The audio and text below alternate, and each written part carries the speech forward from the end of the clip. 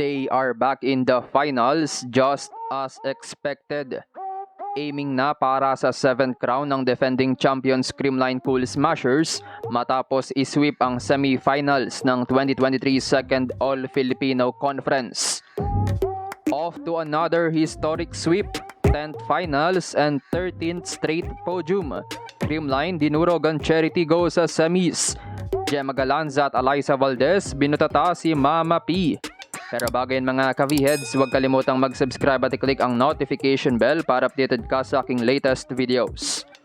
21 game winning streak na ang Creamline Cool Smashers sa mga local teams ngayong taon. 13 dito ay galing this conference, sweeping the eliminations and semifinals. Dinurog nga ng Creamline ang rivals na Charity Go sa best of 3 series ng semifinals. Hindi napigilan ang bulusok ng Pink Team, winning back-to-back 3-set semis games laban sa crossovers.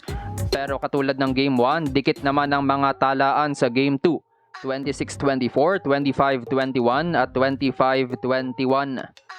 Buong game ay naging explosive ang prime trio ng Creamline na sina Alyssa Valdez, Tots Carlos and Gemma Galanza. Unstoppable si Carlos sa buong game, mapaharap at likod. Malaking tulong din ang maganda niyang receptions. Consistent naman buong game sina Gemma Galanza at Alyssa Valdez, scoring both offense and defense.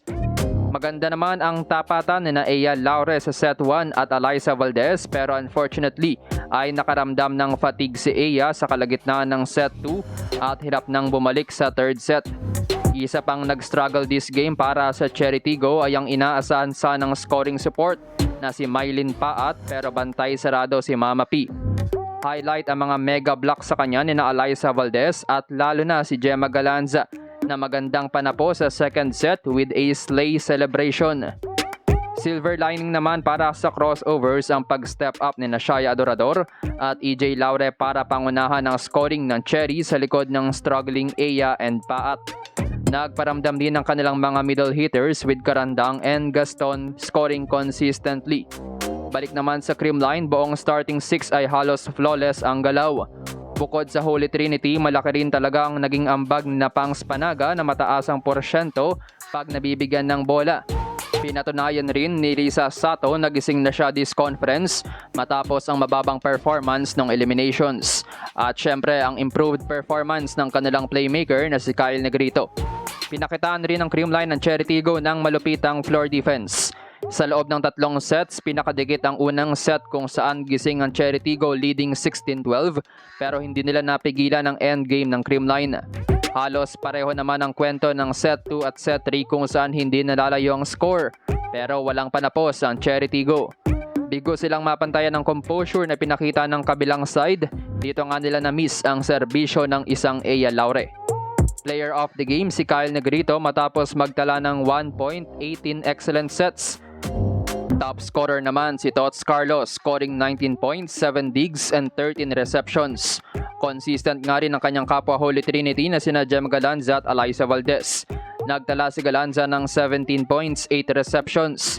Habang may 14 points naman si Alyssa Valdez kasama ang 2 blocks, her best blocking game of the conference. Consistent din ang best middle blocker performance ni Pangs Panaga, tallying 7 attacks and 3 blocks. Para naman sa Charity Go, leading scorer si EJ Laure with 14 points, 10 receptions. Sinundan siya ni Gaston with 9, Adorador with 8, Carandang with 6, habang may 5 points lang si Ea Laure dahil sa kanyang sakit. Kagulat-gulat naman na walang punto si Paat. Sa team stats, lalong umangat ang opensa ng Creamline with 56 attacks laban sa 42 ng Charity Go. Abante rin sila sa blocks, 8-6, habang pabor sa Charity Go ang service 2-1. Dinomina ng Creamline ang non-scoring skills. Again dahil sa panalo, kompleto ng Creamline ang semis at waiting na lang sa resulta ng Game 3 sa pagitan ng Choco Mucho at Signal para sa natitirang upuan sa finals. Assured na rin sila sa at least silver para sa ika-13th straight podium finish. Ito na ang ika-10 appearance ng Creamline sa finals ng PVL. 6 dito ay sa 7 conference ng professional stage. Almost final sa lahat ng pro conference bukod sa 2022 reinforced conference. Inaasam ng Creamline ang kanilang ikapitong korona sa PVL, pang-apat sa Pro Level at 3 sunod sa All Filipino Conference. Para naman sa Cheritigo, hindi pa sila tapos dahil posible pa nilang maipuslit ang ikalawang podium finish sa Pro League.